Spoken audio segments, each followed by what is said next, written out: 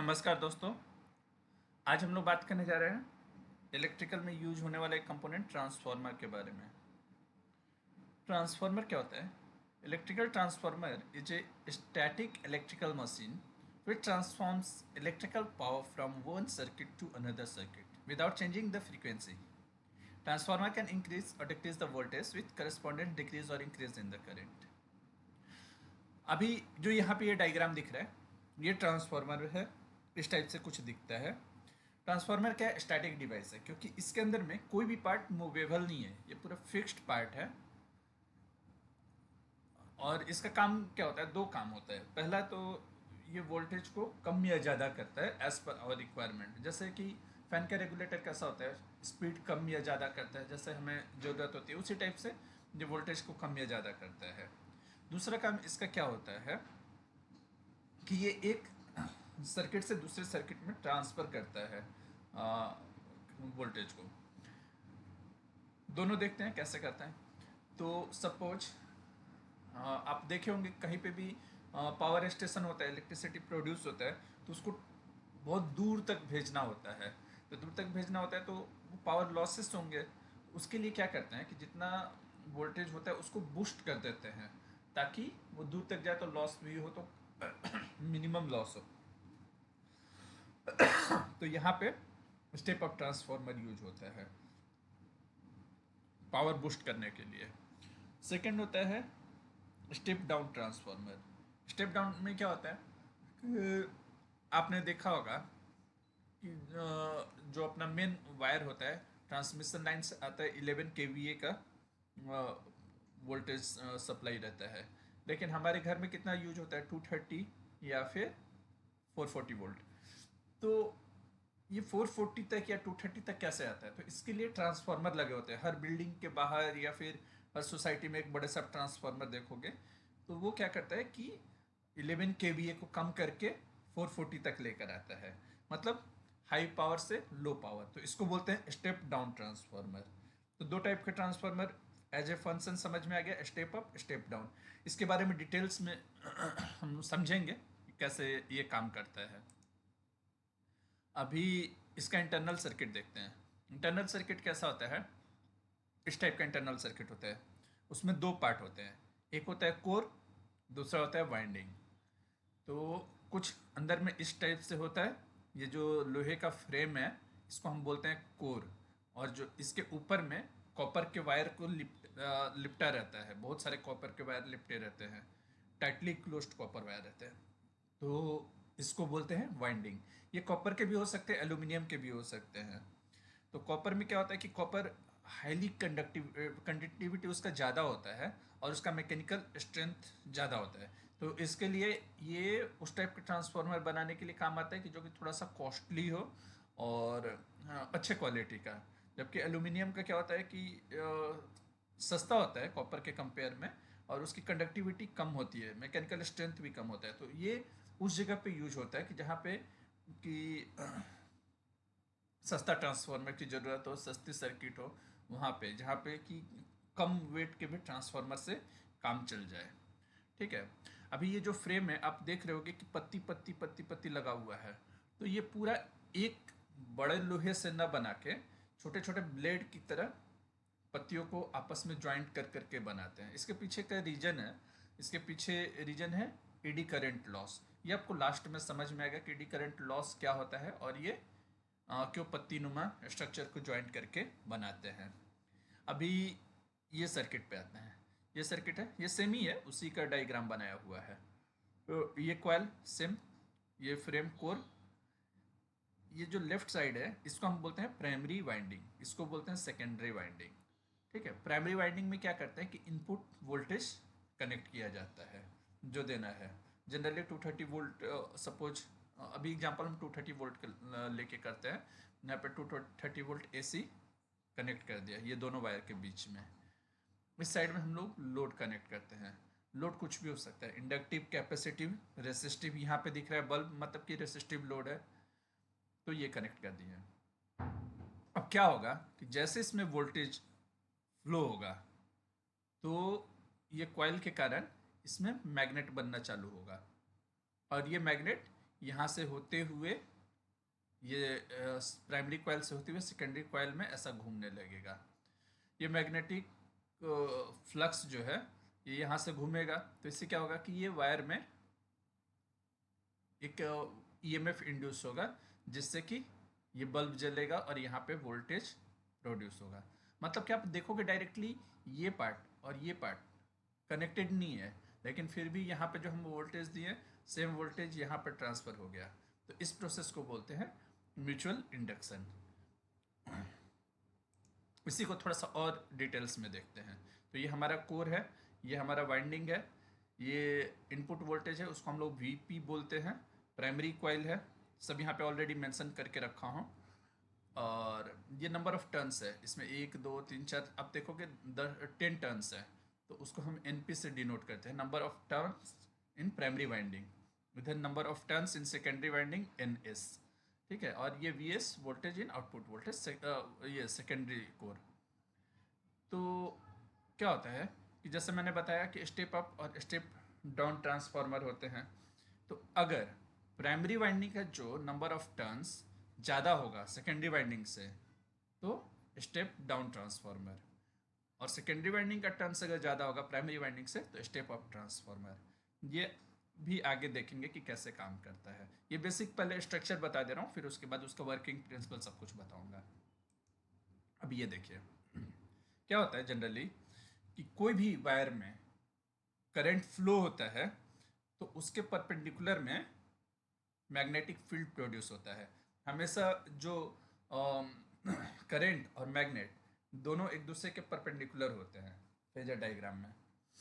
तो अगर इस डायरेक्शन में करंट फ्लो हो रहा है, ब्लू वाला सपोज करंट का डायरेक्शन है, तो ये रेड वाला मैग्नेट का डायरेक्शन है। इस टाइप से मैग्नेट प्रोड्यूस होता है। अगर इसका डायरेक्शन चेंज कर दिया जाए, इस साइड कर दिया जाए, तो इसका भी डायरेक्शन चेंज हो जाएगा। ठीक है, इसको बोलते हैं मैग्नेटिक फील्ड। तो स्ट्रेट वायर में इसका स्ट्रेंथ बहुत कम होता है। अगर इसी वायर को हम क्या करें कि एक रॉड के ऊपर में घुमाकर कॉइल बना दें, तो वो कुछ इस टाइप का फॉर्म कर लेगा, और इसके अंदर मैग्नेटिक स्ट्रेंथ ज़्यादा होता है। क्यों ज़्यादा होता है? क्योंकि देखिए यहाँ पे इंडिपेंडेंट लाइन जा रहा है, यहाँ पे क्या है कि सब एक दूसरे के पैरेलल है, और ये इस टाइप से मूव करता है। तो इस साइड में नॉर्थ, इस साइड में साउथ पोल डेवलप होगा, करंट फ्लो होगा, और इस टाइप से मैग्नेटिक फील्ड बनेगा।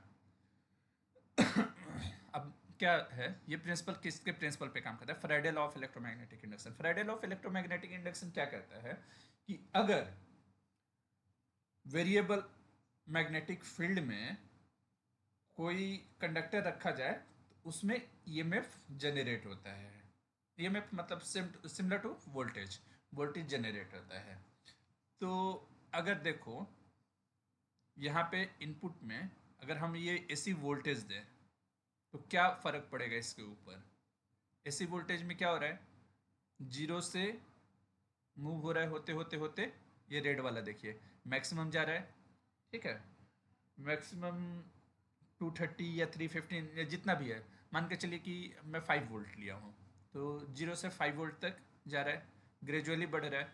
तो उसी तरीके से जैसे जैसे ये बढ़ते जाएगा, वैसे वैसे मैग्नेटिक फील्ड का स्ट्रेंथ बढ़ते और घटते बढ़ते जाएगा। पहले वीक होगा 0 पे, फिर जैसे 1 होगा तो मैग्नेटिक फील्ड का स्ट्रेंथ और बड़ा होगा, फिर 2 होगा तो और बड़ा होगा। इस तरह से जब 230 तक जाएगा तो मैक्सिमम होगा। फिर उसके बाद अब ये देखो धीरे धीरे ये कम होने लगा 230 के बाद में। तो जब ये कम हो रहा है तो मैग्नेटिक फील्ड का स्ट्रेंथ भी कम होते जाएगा। उसके बाद ये पॉइंट के बाद में आप देखोगे कि साइकिल चेंज हो गया, मतलब ये पहले पॉजिटिव साइकिल में था, अब नेगेटिव साइकिल में है। एक्चुअली ये 230 नहीं है मैक्सिमम, मैक्सिमम तो 315 तक जाता है। 230 आरएमएस वोल्टेज होता है, लेकिन कन्फ्यूजन ना हो, जब मैं बताऊंगा तब बताऊंगा कि मैक्सिमम कितना होता है। तो अभी 230 ही समझ लो। ठीक है, तो जब ये नेगेटिव डायरेक्शन में आएगा तो मैग्नेटिक फील्ड का भी डायरेक्शन चेंज हो जाएगा। मतलब क्या, अभी यहाँ पे नॉर्थ पोल है, यहाँ पे साउथ पोल है, तो जब साइकिल चेंज होगा तो ये साउथ पोल और नॉर्थ पोल अपोजिट हो जाएगा। अभी जो डायरेक्शन है इस टाइप से मूव कर रहा है नॉर्थ टू साउथ, तो फिर डायरेक्शन भी मैग्नेटिक फील्ड का चेंज हो जाएगा। इतना कंसेप्ट क्लियर हो गया? तो अभी तक हमने देखा है इलेक्ट्रोमैग्नेटिक इंडक्शन क्या होता है, कोर क्या होता है, वाइंडिंग क्या होता है, मैग्नेटिक फील्ड कैसे बनता है। फिर अब देखते हैं ट्रांसफार्मर के केस में कैसे काम करता है। तो सपोज वो जो कॉइल था हमने उसको इस तरह से रख दिया, ठीक है। तो रख दिया तो ये जो मैग्नेटिक फील्ड निकल रहा है इसका लाइंस ये जो रेड वाला बनाया हूँ इस टाइप से मूव करेगा, ठीक है। अब हम क्या करेंगे कि एक दूसरे कॉइल ले लिए, दूसरे कॉइल को जैसे ये डायग्राम में दिखा है वैसे प्लेस कर दिए, प्लेस करके इसके ऊपर में एक वायर लगा दिए, यहाँ पे वोल्ट मीटर लगा दिए ताकि हमें पता चले कि कितना वोल्टेज इंड्यूस्ड हुआ है, और इसको भी कनेक्ट कर दिए। तो क्या फ़र्क पड़ेगा, देखिए यहाँ पे हम एसी वोल्टेज डाले हैं, इसके कारण क्या होगा कि एसी बढ़ेगा और घटेगा, जैसा कि मैं पीछे बताऊँ साइकिल बढ़ेगा तो उसके हिसाब से इसका स्ट्रेंथ कम ज़्यादा होते रहेगा मैग्नेटिक फील्ड का, और ये कम ज़्यादा हो रहा है तो मतलब क्या है कि ये वेरिएबल मैग्नेटिक फ्लक्स हो गया। अब वेरिएबल मैग्नेटिक फ्लक्स ये कॉइल को कट कर रहा है, कॉइल को कट कर रहा है ना, सॉरी कॉइल मैग्नेटिक फ्लक्स को कट कर रहा है। तो एज पर फैराडे लॉ क्या बोलता है कि कोई भी कंडक्टर रहेगा तो उसमें ईएमएफ जनरेट होगा, तो इसमें ईएमएफ जनरेट होगा। यहाँ पे हमने वोल्ट मीटर कनेक्ट किया है तो हमें वोल्ट मीटर में डिफ्लेक्शन दिखाई देगा कि मतलब कितना वोल्टेज इंड्यूस्ड हुआ है, समझ में आ गया। तो अब इसमें एक प्रॉब्लम है कि आप देखोगे ये जो कॉइल है, कॉइल के इस साइड का जितने भी लाइन है वो तो क्रॉस कर रहे हैं, लेकिन ये पीछे का लाइन क्रॉस नहीं कर पा रहा है इसमें, है ना। तो अगर जब पीछे का लाइन क्रॉस नहीं कर रहा है तो ये तो ईएमएफ प्रोड्यूस नहीं करेगा, केवल फ्रंट वाला ही करेगा। तो जिसके कारण क्या हो रहा है कि हमारा 50 to 70% मैग्नेटिक लाइन वेस्ट हो जा रहा है, मतलब क्या है कि हमारा इफिशियंसी कम हो जा रहा है। तो ये प्रॉब्लम को सॉल्व करने के लिए हमने क्या किया कि ये जो कॉइल है, कॉइल के अंदर में एक मेटेलिक रॉड डाल दिए, दोनों में मेटेलिक रॉड डाल दिए, और मेटेलिक रॉड के ऊपर में एक प्लास्टिक का कुछ टेप मार दिए ताकि ये जो वायर है, वायर वो रॉड से मैग्नेटिकली कनेक्टेड हो, इलेक्ट्रिकली कनेक्टेड ना हो। इंसुलेशन डाल दिए हैं वो रॉड और इसके बीच में। अब ये रॉड को यहाँ से हम ज्वाइन कर दिए ये दोनों रॉड को, तो ये एक फ्रेम बन गया, स्क्वायर फ्रेम। मैग्नेटिकली दोनों कनेक्टेड है लेकिन इलेक्ट्रिकली दोनों कनेक्टेड नहीं है।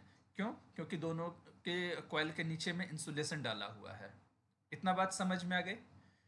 अब देखिए क्या होगा, जब अपने घर पे देखा होगा आप मैग्नेट के साथ अगर कोई लोहा को चिपका मतलब करीब लाते हैं तो वो आयरन क्या करता है, वो खुद भी एज ए मैग्नेट बिहेव करता है। तो अब यहाँ पे मैग्नेटिक फील्ड में आपने मेटेलिक रॉड रखा है तो वो भी एज ए मैग्नेट ये करेगा, वर्क करेगा। तो जितने भी यहाँ पे मैग्नेट है सारे का रिजल्टेंट वो अपना जो आयरन बार होगा उसके ऊपर होगा, ठीक है। और क्योंकि ये इसके साथ कनेक्टेड है तो जितना यहाँ पे मैग्नेटिक फील्ड होगा सेम टू सेम यहाँ पे भी मैग्नेटिक फील्ड होगा, ठीक है।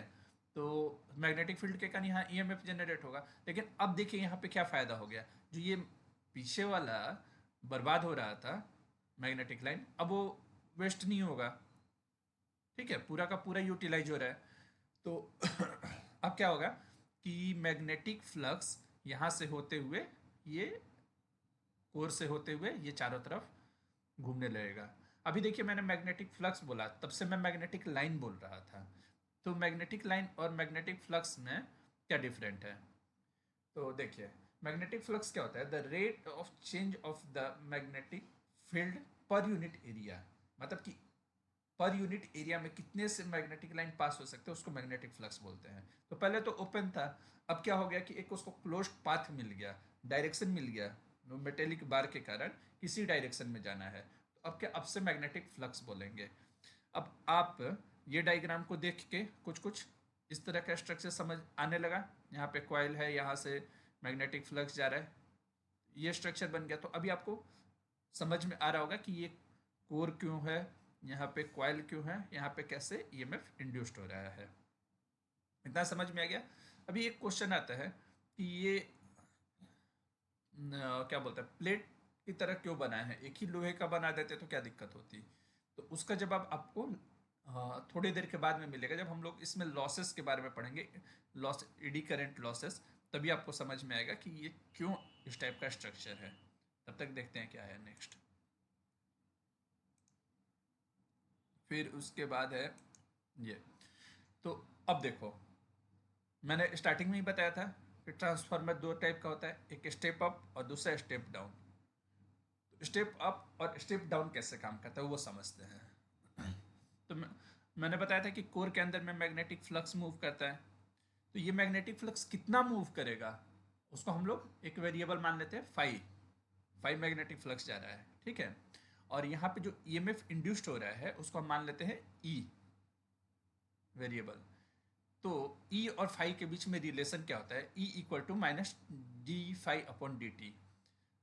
क्योंकि मैं डेफिनेशन से ही मैं बोला था कि rate of change of magnetic flux produce EMF, है ना। मैं बोला था ना कि वेरिएबल फ्लक्स होगा तो ईएमएफ होगा। तो जितना मैग्नेटिक फ्लक्स चेंज करेगा उतना ही ईएमएफ प्रोड्यूस होगा।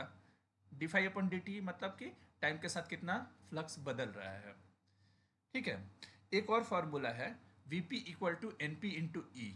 वीपी क्या है, primary voltage in primary winding, और प्राइमरी वाइंडिंग यहाँ पे वोल्टेज, ठीक है। एनपी क्या है, number of turns in primary winding. तो यहाँ पे आप देख पा रहे होगे, एग्जाम्पल के लिए मैंने 10 रखा है। ट्रांसफार्मर में 10 नहीं होता है, ज़्यादा होता है टर्न, लेकिन यहाँ पे मैं आपको समझाने के लिए 10 रखा हूँ। और जो वोल्टेज है मैं 230 की जगह पे 100 रखा हूँ ताकि कैलकुलेशन ईजी हो जाए। तो वीपी हम लोग को पता है क्योंकि हम ही वोल्टेज दे रहे हैं एक्सटर्नली, और टर्न्स भी पता है क्योंकि वो ट्रांसफार्मर के रेटिंग में मेंशन होगा। तो यहाँ पे दोनों का वैल्यू डाल दो, 100 डाल दो और 10 डाल दो। तो ईएमएफ हमारा कितना जनरेट हो गया, 10 डिवाइडेड बाई 10 इक्वल टू 10, ठीक है। अब क्योंकि ये सेम मैग्नेटिक फ्लक्स प्राइमरी से सेकेंडरी में जा रहा है, तो ईएमएफ भी इसके क्रॉस सेम ही होगा, क्योंकि ईएमएफ तो वही होता है ना, the rate of changes of flux. तो इसमें भी सेम ईएमएफ होगा। तो यहाँ पे 10 हमने ईएमएफ फाइंड आउट किया, वही ईएमएफ का वैल्यू इसमें डाल लेते हैं। तो ये क्या है, V S secondary voltage equal to N S into E. तो यहाँ पे हमने 10 डाल दिया। अब नंबर ऑफ टर्न्स यहाँ पे देखोगे कि 5 है। क्यों 5 है, क्योंकि ये स्टेप डाउन ट्रांसफार्मर है। और मैंने पहले बताया था कि स्टेप डाउन में क्या होता है कि सेकेंडरी कॉइल में नंबर ऑफ टर्न्स कम होते हैं एज कंपेयर टू प्राइमरी। तो प्राइमरी में हमारा 10 था तो यहाँ पे हमने 5 डाल दिया। अब V S equal to 5 into 10 मतलब कितना हो गया, 50 वोल्ट। तो आप क्लियरली देख सकते हो कि यहाँ पे 100 वोल्ट हमने डाला था और यहाँ पे हमें 50 वोल्ट मिल रहा है। क्यों 50 वोल्ट मिल रहा है, क्योंकि नंबर ऑफ टर्न्स कम है। अगर ये 5 की जगह पे 8 होता तो 80 वोल्ट मिलता। अगर यहाँ पे मान के चलो कि 10 होता तो 10 तो होगा नहीं, फिर मान के चलो यहाँ पे 20 होता तो 20 होता तो 200 वोल्ट मिलता। तो अगर 200 वोल्ट मिलता, 100 का 200 हो जाता तो क्या हो जाता, स्टेप अप ट्रांसफार्मर हो जाता। अब ये स्टेप डाउन ट्रांसफार्मर है। तो इतना कंसेप्ट क्लियर हो गया कि क्यों स्टेप अप होता है, क्यों स्टेप डाउन होता है, ठीक है। अभी उसके लिए एक रेशियो है, V S upon V P equal to N S upon N P equal to I P upon I S. V S मतलब voltage in secondary divided by voltage in primary equal to number of turns in secondary divided by number of turns in primary equal to current in primary divided by current in secondary. इस type का relation है। तो इसी फॉर्मूले के basis पे decide होता है कि हमारा इनपुट वोल्टेज और आउटपुट वोल्टेज कितना रहेगा और हमें कितने टर्न्स चाहिए प्राइमरी में और सेकेंडरी में। इसी के हिसाब से जो ट्रांसफार्मर डिजाइन होता है। यहाँ तक मुझे लगता है कि आपको कंसेप्ट क्लियर हो गया होगा। अब चलते हैं नेक्स्ट। आपने देखा होगा कि मैंने एक बात बोला था कि प्राइमरी में हम 250 वोल्ट एसी देंगे, डीसी नहीं देंगे। मैंने ये चीज़ पे फोकस किया था, ठीक है। तो मान लो कि डीसी दे दिए, किसी के मन में ऐसा क्वेश्चन आ रहा है कि हम डीसी दे देंगे तो क्या होगा, ठीक है। तो देखते हैं उसमें क्या होगा। तो जो ई है, जो ईएमएफ जनरेट हो रहा है, ठीक है, उसका आरएमएस क्या होता है। आरएमएस मतलब कि एक तरह से एवरेज होता है, क्योंकि जो एसी करंट है वो साइनोसाइडल होता है ना, जीरो से वो बढ़ते बढ़ते जाता है। तो हम उसको तो मेजर कर नहीं सकते, मल्टीमीटर डालेंगे या वो वोल्ट, तो वहाँ पे क्या होगा कि जितना हम रीडिंग लेंगे तब तक चेंज हो जाएगा। तो इसके लिए हम लोग जो घर में करंट आता है वो आरएमएस करंट आता है, ठीक है। तो और उसका रिलेशन होता है V peak equal to V V R M S equal to V peak by 2, ऐसा कुछ रिलेशन होता है, ठीक है। तो यहाँ पे V R M S equal to 4.4 F N phi max करके एक फॉर्मूला होता है। फाइव क्या है, rate of change of magnetic flux maximum, ठीक है। तो अब एफ है फ्रीक्वेंसी, इन है नंबर ऑफ टर्न्स। डीसी में क्या होता है कि फ्रीक्वेंसी कुछ होता ही नहीं है, वहाँ पे जो वोल्टेज है वो कांस्टेंट होता है। तो अगर इस फॉर्मूले में एफ की जगह पे जीरो डाल दें तो हमारा ईएमएफ क्या होगा, जीरो होगा। तो इससे साफ क्लियर हो गया कि अगर हम डीसी करंट देते हैं इनपुट में तो हमें आउटपुट में कोई भी वोल्टेज जनरेट नहीं होगा, वो चाहे कितना भी हम डीसी डालें, ठीक है। दूसरे फॉर्मूले से हम चेक करते हैं। मैंने आपको आगे बताया था ई जो ईएमएफ है equal to number of turns into d phi upon d t, क्योंकि मैं बोला था कि rate of change of flux ही ईएमएफ होता है। तो जो नंबर ऑफ जो फ्लक्स है डी फाई, ये किसके ऊपर डिपेंड करता है, फ्रीक्वेंसी के ऊपर, है ना। जब कम ज़्यादा हो रहा है तभी तो फ्लक्स चेंज हो रहा है ना, जो मैं पहले आपको एक्सप्लेन कर चुका हूँ। तो डीसी में क्या है कि वो तो कांस्टेंट रहता है, उसमें तो फ्लक्स भी होगा, कांस्टेंट ही होगा, तो d phi upon d t क्या होगा, जीरो होगा। तो यहाँ पे ई जीरो हो जाएगा। तो यहाँ से भी प्रूफ हो जा रहा है कि हमारा प्राइमरी में अगर हम डीसी देंगे तो सेकेंडरी में हमें क्या बोलते हैं, जीरो मिलेगा। दो तरीके से प्रूफ कर दिया, और दो तरीके से मैं आपको प्रूफ कर देता हूँ ताकि कोई भी आपको याद रहे, तो कभी भी इंटरव्यू में पूछे तो आपको ये बात याद रहे। अभी देखिए, मान लीजिए कि हम डीसी देंगे, तो डीसी भी किसी स्विच से देंगे, ठीक है। तो स्विच से देंगे तो स्विच इनिशियली तो भाई जीरो से चालू होगा ना, जीरो से चालू होगा, फिर मान लो 5 वोल्ट तक, 5 वोल्ट डीसी दिया है तब 5 वोल्ट तक जाएगा, उसके बाद फिर 5 वोल्ट कांस्टेंट होगा। लेकिन जीरो से 5 वोल्ट जाते हुए वो तो ग्रेजुअली इंक्रीज करेगा, करेगा ना। तो मान के चलो, रुक जाओ, ये पकड़ लेते हैं, यहाँ से जीरो से 5 वोल्ट जाते हुए ग्रेजुअली इंक्रीज होगा और यहाँ से ये स्ट्रेट लाइन बन जाएगा, है ना, डीसी में। तो यहाँ से यहाँ तक बढ़ने में क्या होगा, ईएमएफ जनरेट होगा, क्योंकि ये तो सेम जैसा ये बन रहा था, एसी बन रहा था, उसी टाइप का ये बन जाएगा, है ना। तो ईएमएफ जनरेट हुआ, तो ईएमएफ जनरेट होगा तो क्या होगा कि 0.5 to 10 सेकेंड के लिए वहाँ पे ईएमएफ जनरेट होगा, और जनरेट होने के बाद में क्या होगा कि उसके बाद से फिर जीरो आउटपुट दिखाएगा और आपका ट्रांसफार्मर हीट होके जल जाएगा। तो ट्रांसफार्मर हीट होके क्यों जल रहा है उसके पीछे का रीजन आपको मैं बताता हूँ। देखो, उसके पीछे का रीजन बताता हूँ क्यों जल रहा है। वो डायग्राम कहाँ गया,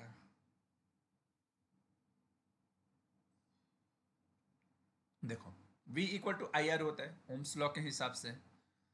एसी में तो वोल्टेज चेंज हो रहा था विथ रिस्पेक्ट टू आई, लेकिन यहाँ पे क्या है, वोल्टेज हमारा कांस्टेंट है, डीसी वोल्टेज है, 5 वोल्ट का 5 वोल्ट ही रहने वाला है। लेकिन आई ग्रेजुअली इंक्रीज हो गया, शॉर्ट टाइम के लिए आई इंक्रीज हो गया। तो जब ये कांस्टेंट है, ये बढ़ रहा है, तो डेफिनेटली बात है कि रेजिस्टेंस घटेगा। रेजिस्टेंस घट जाएगा तो क्या होगा कि सपोज ट्रांसफार्मर का रेजिस्टेंस, एक सेकंड डायग्राम में दिखाता हूँ। सपोज ये ट्रांसफार्मर है, ट्रांसफार्मर का रेजिस्टेंस बहुत ज़्यादा घट गया, तो ये हमेशा करंट क्या फॉलो करता है, लोएस्ट रेजिस्टेंस पाथ। तो करंट बहुत तेज़ी से इधर की तरफ आएगा, मैक्सिमम करंट आएगा, जितना हो सकता है उतना आएगा। तो उससे क्या होगा कि शॉर्ट टाइम के लिए ये जो प्राइमरी वाइंडिंग है यहाँ पे हीट जनरेट होगा, हीट जनरेट होगा तो ये वाला पार्ट बर्न हो जाएगा, जिससे हमारा ट्रांसफार्मर ख़राब हो जाएगा। तो इसके लिए हम यहाँ पे डीसी नहीं देंगे ट्रांसफार्मर में, हमेशा ये एसी में ही काम करेगा। इतना समझ में आ गया। अब देखते हैं नेक्स्ट।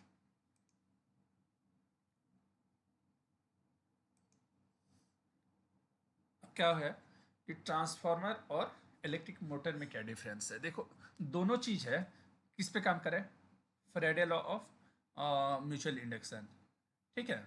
लेकिन ट्रांसफार्मर क्या होता है कि ट्रांसफार्मर स्टैटिक डिवाइस है, उसमें कोई भी पार्ट मूव नहीं कर रहा है, जबकि इलेक्ट्रिकल मोटर में मूवेबल पार्ट होता है। एक स्टार्टर होता है, दूसरा रोटर होता है, रोटर मूव करता है मैग्नेटिक फील्ड के कारण। तो जो ट्रांसफार्मर है, ट्रांसफार्मर का यूज किस लिए होता है, only for transfer the power लेकिन इलेक्ट्रिकल मोटर क्यों यूज होता है? वो इलेक्ट्रिकल एनर्जी को मैकेनिकल में कन्वर्ट कर रहा है, ठीक है। और इस ये स्टैटिक डिवाइस है, ये डायनेमिक डिवाइस है। इसके यूनिट्स में भी डिफरेंट होते हैं, वो आपको आगे समझ में आएगा, आगे मैं मेंशन करके रखा हूँ कि क्यों। अब देखिए, अब एक और क्वेश्चन आ रहा है कि ये अपना जो ट्रांसफार्मर है उसमें अभी तक हम लोग क्या कर रहे थे, 0 वोल्ट दे रहे थे, ठीक है। अब हम लोग सपोज 500 मेगा हर्ट्ज देंगे, पहले कम दिए थे, अब एकदम ज़्यादा फ्रीक्वेंसी देंगे तो क्या हो रहा है वो भी देखते हैं। पहले 0 वोल्ट वाला एक और मेथड है वो समझ लेते हैं। ट्रांसफार्मर का हमेशा इक्विवेलेंट सर्किट होता है। इक्विवेलेंट सर्किट मतलब कि उसमें कौन कौन से लॉसेस हैं, कौन कौन से रेजिस्टेंस है, वो सारा चीज़ इक्विवेलेंट हम पेपर पे बनाते हैं। तो उसके लिए डिफरेंट डिफरेंट कंडीशंस होते हैं कि रेसिस्टिव लोड कनेक्ट किए तब कैसा सर्किट होगा, कैपेसिटिव कनेक्ट किए तब कैसा होगा, इंडक्टिव किए तब कैसा होगा। तो अभी हम लोग सबसे सिंपल वाला लेंगे कि कोई भी लोड कनेक्ट नहीं है सेकेंडरी को, तब हमारा सर्किट कैसा होगा। तो कुछ इस टाइप के सर्किट्स होंगे, ठीक है। यहाँ पे इंटरनल वोल्टेज है, यहाँ पे इंटरनल रेजिस्टेंस है, यहाँ पे अपना कोर लॉसेस है, जो कि मैंने बताया था हिस्टेरिसिस और ईडी लॉसेस, दो टाइप के लॉसेस होते हैं। और ये कॉइल का इम्पीडेंस है। तो अब देखिए, हमने अगर यहाँ पे डीसी वोल्टेज दे दिया तो क्या होगा, हिस्टेरिसिस और कोर लॉसेस जीरो हो जाएंगे, क्योंकि ये दोनों फ्रीक्वेंसी के ऊपर डिपेंड करते हैं। तो ये वाला इंड जीरो हो गया। अब ये देखिए, ये क्या है, एक्स है। तो एक्स क्या होता है, इम्पीडेंस होता है, इम्पीडेंस ऑफ कॉयल, जिसको हम रिप्रेजेंट करते हैं एक्स एल से। और इसका फॉर्मूला होता है X L equal to 2 pi F into L, ठीक है, जहाँ एफ फ्रीक्वेंसी होता है और एल इंडक्टेंस होता है। तो जब डीसी है तो क्लियरली है कि भाई एफ तो जीरो हो जाएगा, तो एफ जीरो हो जाएगा तो ये पूरा का पूरा पार्ट जीरो हो जाएगा, मतलब कि ये एक स्ट्रेट लाइन बन जाएगा यहाँ से यहाँ तक, ये दोनों खत्म हो गए। सिमिलरली ये भी फ्रीक्वेंसी जीरो है तो एक्सेल जीरो हो जाएगा, तो ये स्ट्रेट लाइन हो गया। तो मतलब सर्किट में क्या बचा, R1 और V1, है ना। तो अब क्या होगा कि करंट मैक्सिमम फ्लो होगा, तो यहाँ पे हीट जनरेट होगा और कॉइल बर्न होगा। तो मैंने 4 तरीके से आपको दिखा दिया कि अगर डीसी वोल्ट दें तो ट्रांसफार्मर क्यों ख़राब हो जाता है। ये बात आपको समझ में आ गई। अब देखते हैं वोल्टेज ज़्यादा होगा तो क्या होगा। तो देखो, वोल्टेज जब बहुत ज़्यादा हो जाएगा तो वोल्टेज सॉरी फ्रीक्वेंसी अगर बहुत ज़्यादा बढ़ा दिए, कहाँ 50 हर्ट्ज, कहाँ 500 मेगा हर्ट्ज, ठीक है, कितना ज़्यादा हो गया, तो ट्रांसफार्मर पे क्या असर पड़ेगा अगर 50 हर्ट्ज के लिए डिजाइन किया हुआ है तो देखिए, फ्रीक्वेंसी मतलब क्या होता है, the rate of change of the cycle, मतलब कि एक मिनट में कितनी बार वो चेंज हो रहा है, कितनी बार पॉजिटिव साइकिल आ रहा है, कितनी बार नेगेटिव साइकिल आ रहा है, इसको हम लोग बोलते हैं फ्रीक्वेंसी। और फ्रीक्वेंसी हमेशा इन्वर्सली प्रोपोर्शन टू टाइम होता है। तो अगर 500 मेगा हर्ट्ज हो गया तो 1/500 मेगा हर्ट्ज डिवाइड करेंगे तो टाइम निकलेगा, मतलब कि टाइम कितना हो जाएगा, सॉरी ये तो फ्रीक्वेंसी है ना। जैसे भी ये फ्रीक्वेंसी बढ़ रहा है, जो हमारा टाइम है, टाइम कम होगा, जो ऑक्सीलेशन टाइम है, ऑक्सीलेशन टाइम कम होगा, यानी कि बहुत ज़्यादा क्लोज हो जाएगा। जो हमारा पीक टू पीक डिफरेंस ज़्यादा होता था अब वो एकदम कम हो जाएगा। तो ये सेम एज ए डीसी काम करेगा, ठीक है। अगर मान लीजिए कि ये तरीके से आपको नहीं समझ में आया होगा तो दूसरा तरीका मैं बताता हूँ कि 500 मेगा हर्ट्ज होने से जीरो आउटपुट आएगा, क्यों आएगा। दूसरा भी तरीका है। तो देखिए, इसमें एक कंसेप्ट आएगा डिले का, टाइम डिले का। टाइम डिले क्या होता है कि आप देखे होंगे ट्रांसमिशन लाइन में जब वोल्टेज होता है तो वोल्टेज अपना किस हिसाब से जाता है, इस ऐसा साइनोसाइडल जाता है ना। तो मान के चलिए कि 0 वोल्ट हमें ट्रांसफ़र करना है 1000 किलोमीटर तक। तो उसमें क्या होगा कि यहाँ पे जीरो रहेगा, फिर भाई कि कुछ डिस्टेंस पे जाने में भी तो टाइम लगता है ना। अगर आप यहाँ पे स्विच ऑन करोगे और 1 किलोमीटर दूर पे आपका घर है तो थोड़ी देर के बाद में वहाँ पे लाइट जलेगा, -सेकंड के बाद में ही, लेकिन थोड़ा टाइम लगता है। तो अब 1000 किलोमीटर दूर ये साइनोसाइडल वेव को भेजना है, तो क्या होगा, ये पॉइंट ए है, ये पॉइंट बी है। तो यहाँ पे अगर साइकिल ये मैक्सिमम पे पहुंच चुका है, तो ये पॉइंट पे होगा कि स्टार्ट हो रहा होगा, या फिर ऐसा होगा कि यहाँ पे मैक्सिमम पे है, यहाँ पे मिनिमम पे होगा, है ना। थोड़ा सा टाइम डिले हो जाएगा आगे पीछे। तो इसके कारण क्या होता है कि यहाँ पे ए पे और बी पे थोड़ा सा पोटेंशियल डिफरेंस क्रिएट हो जाएगा। तो इस चीज़ को बोलते हैं टाइम डिले। लेकिन ये कब होगा कि बहुत ज़्यादा दूरी रहेगा, 1000 किलोमीटर मान के चलो वैसा। तो अब बोलोगे कि इसमें ट्रांसफार्मर में वो कंसेप्ट कहाँ से आता है ना। तो यहाँ पे क्या हो रहा है, यहाँ पे तो 1000 किलोमीटर नहीं है, लेकिन क्या है कि यहाँ पे फ्रीक्वेंसी ज़्यादा है। तो फ्रीक्वेंसी ज़्यादा है तो मतलब बहुत तेज़ी के साथ में पॉजिटिव साइकिल नेगेटिव साइकिल हो रहा है। मतलब एक पॉइंट पे क्या होगा कि यहाँ पे सपोज 0 वोल्ट है, तो दूसरे पे 5 वोल्ट रहेगा। तो इससे क्या हो जाएगा कि पोटेंशियल क्रिएट हो जाएगा, है ना। अब मान के चलो कि यहाँ पे 5 वोल्ट है और यहाँ पे 0 वोल्ट है। तो ये डायग्राम देख के कैसा लग रहा है, same as capacitor. Capacitor form करेगा ना, इमेजिनरी कैपेसिटर फॉर्म करेगा, क्योंकि कैपेसिटर में भी तो वही होता है, दो प्लेट होता है, एक पे हाई वोल्ट होता है, दूसरे पे लो वोल्ट होता है। तो ये एक इमेजिनरी कैपेसिटर बन गया। सिमिलरली ये भी एक इमेजिनरी कैपेसिटर बन गया, ये भी एक इमेजिनरी कैपेसिटर, मतलब कि ये पूरा का पूरा इमेजिनरी कैपेसिटर बन गया। ठीक है, प्राइमरी कॉइल। अब क्या होता है कि फॉर्मूला है हमारा, impedance of coil equal to 2πfl और impedance of capacitor equal to 1/2πfc होता है ना। तो फ्रीक्वेंसी हमने बढ़ा दिया है, 50 से 500 मेगाहर्ट्ज कर दिया है। तो यहाँ पे तो अगर हम 500 मेगाहर्ट्ज डालेंगे तो एक्सेल बहुत बड़ा हो जाएगा, मतलब कि इम्पिडेंस बहुत ज़्यादा बढ़ गया कॉइल का। और अगर कैपेसिटेंस में डालेंगे तो क्योंकि ये रेसिप्रोकल है, तो यहाँ पे 500 मेगाहर्ट्ज डालेंगे तो ये बहुत छोटा हो जाएगा। मतलब कि ये वाला जो पाथ है कैपेसिटर वाला, इसका इम्पिडेंस बहुत कम हो गया, जबकि ये वाला पाथ था जो कि कॉइल वाला, तो उसका इम्पिडेंस बहुत ज़्यादा हो गया। और हमेशा करंट कभी कहाँ पे फ्लो होता है, जहाँ पे कि इम्पिडेंस सबसे कम हो। तो अब करंट क्या फ्लो होने लगेगा, यहाँ से जाते हुए ये लूप में ही फ्लो होने लगेगा, इधर जाएगा ही नहीं। तो जिसके कारण यहाँ पे आउटपुट कम होगा। तो 500 मेगाहर्ट्ज़ के लिए अलग से ट्रांसफार्मर डिजाइन किया जा सकता है, लेकिन आप चाहोगे कि 50 हर्ट्ज़ का डिजाइन किया हुआ ट्रांसफार्मर में हम 500 मेगाहर्ट्ज़ कनेक्ट कर दें तो नहीं काम करेगा, आउटपुट जीरो आएगा। इतना कंसेप्ट आपको क्लियर हो गया। अब देखते हैं कि उसमें लॉसेस क्या क्या होते हैं ट्रांसफार्मर में। इसको थोड़ा सा मैं बड़ा कर देता हूँ। उसमें दो टाइप के लॉसेस होते हैं, एक तो होता है तुम्हारे इसमें कोर में, और दूसरा होता है वाइंडिंग में।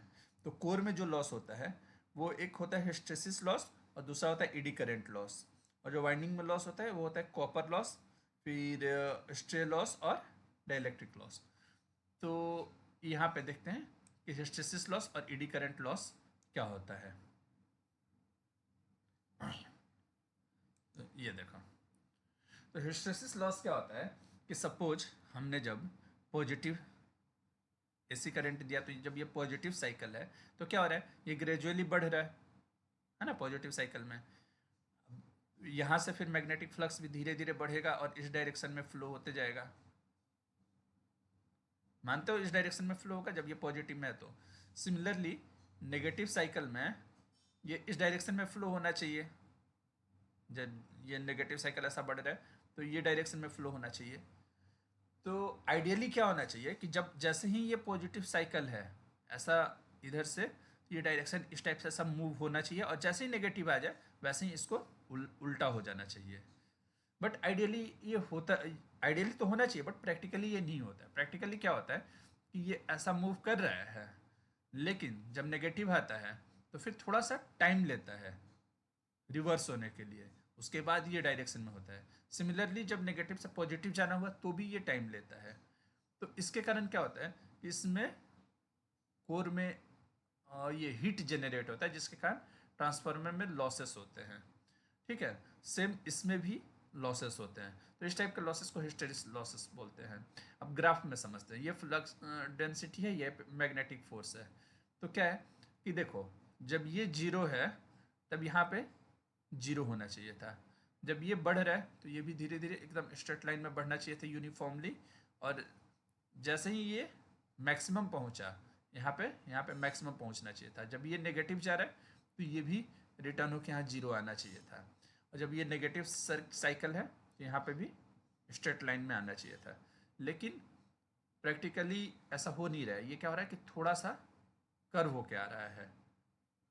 ठीक है, तो कर्व होके आ रहा है तो जिसके कारण हिट प्रोड्यूस होगा। ये जो कर्व है जितने जीरो के क्लोज होगा उतना अच्छा होता है, और जितने दूर होगा उतना ही हीट प्रोड्यूस होगा, लॉस होगा। तो इसको कम करने के लिए क्या करते हैं कि जो हम कोर बनाए थे उसको हम लोग अच्छे मटेरियल से बनाते हैं, जिसमें कि फेरोमैग्नेटिक मटेरियल से, जिसमें कि मैग्नेटिज्म अच्छे से काम करे। तो उसके लिए हम लोग सिलिकॉन स्टील और सॉफ्ट आयरन यूज करते हैं। ये क्वेश्चन में भी इंटरव्यू में पूछ सकते हैं कि ये हमारे जो कोर होता है किसका बना होता है, तो सिलिकॉन स्टील और सॉफ्ट आयरन का बना होता है। तो हिस्टेरिसिस लॉस समझ में आ गया। अब समझते हैं ईडी करंट लॉस, जिसका हमें लेक्चर के स्टार्टिंग से ही इंतजार था कि ईडी करंट लॉस क्या होता है। तो देखिए, जब हम लोग कोर बनाते थे तो सपोज हमने कोर ऐसा प्लेट का ना बना के एक बड़ा सा लोहे के पीस का बना दिया, तो क्या होगा, इसके ऊपर में यहाँ पे कॉइल होगा, primary winding secondary winding suppose. अब इसमें दिक्कत क्या हो रहा है कि फैराडे लॉ क्या बोलता है कि वेरिएबल फ्रीक्वेंसी फ्लक्स में, मैग्नेटिक फ्लक्स में अगर हम कोई भी कंडक्टिंग मटेरियल रखें तो उसमें ईएमएफ जनरेट होता है। ठीक है, तो अब यहाँ पे आप देख रहे हो कि यहाँ पे वेरिएबल मैग्नेटिक फ्लक्स है क्योंकि इसी हमने इनपुट दिया है, और इसमें हमने ये कंडक्टर रख दिया, तो इसमें भी ईएमएफ जनरेट होगा। हाँ, और इसका डायरेक्शन चेंज हो रहा है तो ये भी चेंज होते रहेगा। तो मतलब इसी के अंडर में राउंड राउंड घूमते रहेगा, राउंड राउंड घूमते रहेगा। तो इससे क्या दिक्कत है कि भाई हिट जनरेट होगा, हिट जनरेट होगा तो लॉस होगा।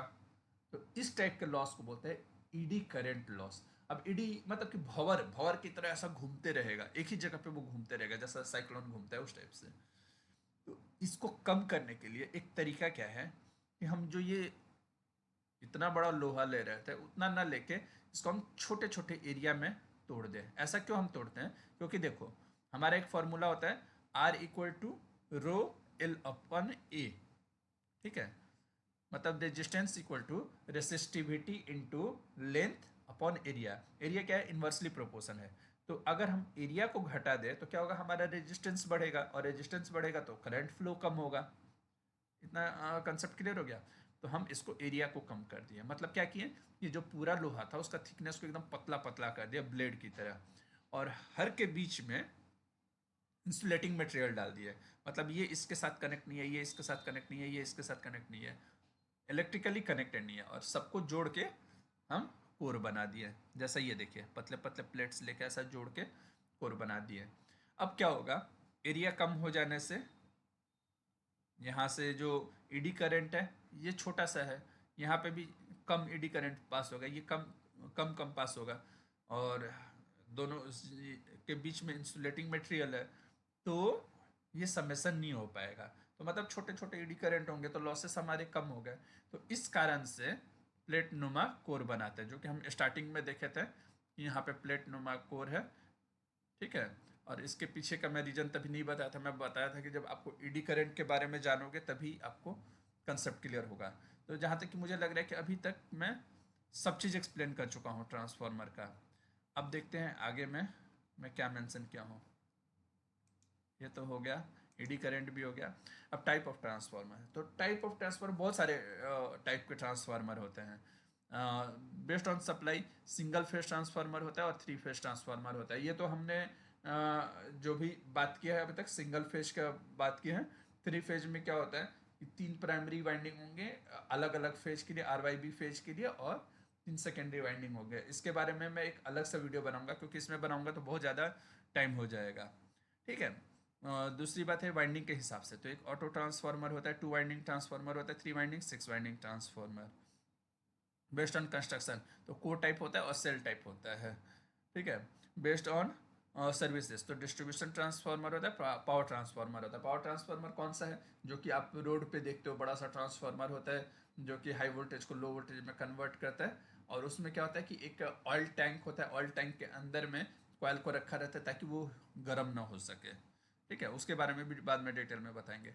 ये होता है CTPT, दो मेजरिंग ट्रांसफार्मर होता है। ये किस लिए यूज होता है? करंट को मेजर करने के लिए, और दूसरा होता है वोल्टेज को मेजर करने के लिए। तो ये कैसा होता है कि चूड़ी की तरह होता है, जैसा चूड़ी होता है ना, उस टाइप का चूड़ी नुमा स्ट्रक्चर होता है, जो बीच में होल होता है, उसमें से हम वायर को भेजते हैं जिसमें से करंट पास हो रहा है। क्यों? जैसे सपोज कोई वायर में 1000 एम्पियर का करंट पास हो रहा है, तो आप उसको तो मल्टीमीटर से चेक नहीं कर सकते उसका जो करंट है। तो उसके लिए हम लोग क्या करते हैं कि वो वायर के चारों तरफ एक ये कॉइल लगा देते हैं। तो कॉइल लगा देते हैं तो क्या होगा कि जब ये करंट पास होगा तो करंट के हिसाब से फिर मैग्नेटिक फील्ड बनेगा, उसके हिसाब से फिर EMF में कन्वर्ट होगा, फिर वोल्टेज चेक कर सकते हैं।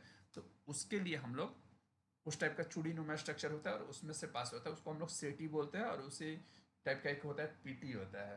तो सेटी पीटी इसका बाद में एक अलग से वीडियो बनाऊंगा, एक हल्का सा समझने के लिए मैंने बता दिया। बेस्ड ऑन कूलिंग, तो ड्राई टाइप ट्रांसफार्मर होता है जिसका हम अभी एग्जांपल देख रहे हैं, और दूसरा होता है ऑयल इमर्स ट्रांसफार्मर, जिसका मैं पहले बता चुका हूँ कि जो कॉयल होता है वो ऑयल में डीप रहता है ताकि वो ये ना हो सके। फिर उस based on function, step up और स्टेप डाउन, ये तो हम लोग समझ ही चुके हैं।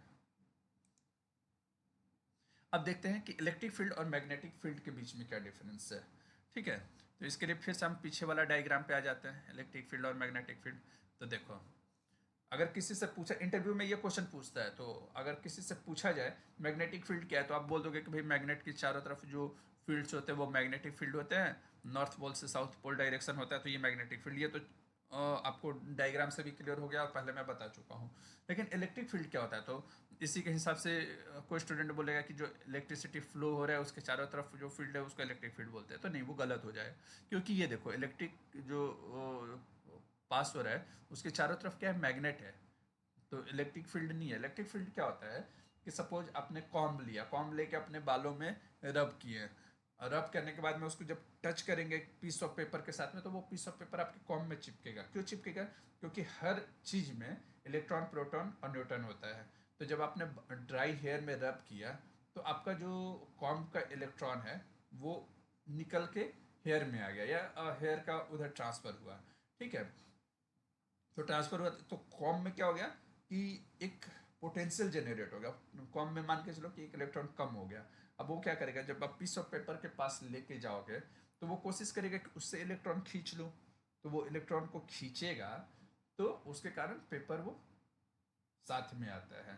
तो ये क्या है? ये इलेक्ट्रिक पोटेंशियल है। ठीक है, तो वो भी डिफरेंस समझ में आ गया इलेक्ट्रिक पोटेंशियल और इसके बारे में। उसके बाद क्या है? टाइप ऑफ ट्रांसफार्मर हो गया, इलेक्ट्रिक फील्ड मैग्नेटिक फील्ड के बीच में हो गया। ये कुछ फार्मूले हैं जो कि हम लोग ऑलरेडी पढ़ चुके हैं। E = NdΦ/dt सामने देख चुके हैं। फिर उसके बाद ERMS, RMS में √2 आता है, जो कि मैंने पहले बता चुका हूँ, इसके कारण ये फार्मूले डेराइव हुए हैं।